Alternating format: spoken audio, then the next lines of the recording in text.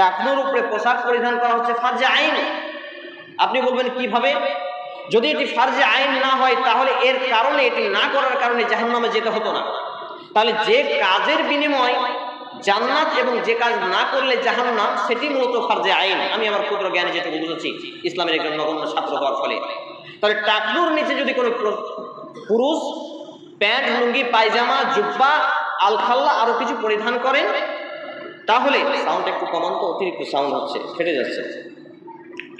সেই সূত্রে একজন পুরুষ, সাউন্ড একটু কমান, তার যে গোড়ালি, তার যে টাকনু, এই টাকনু থেকে হাদিসের ভাষায় 4 আঙ্গুল সে উপরে, ইজারের 4 আঙ্গুল উপরে পোশাক পরিধান করবে। সুনানে আবু দাউদ কিতাবুল লিবাস অধ্যায়ের হাদিস।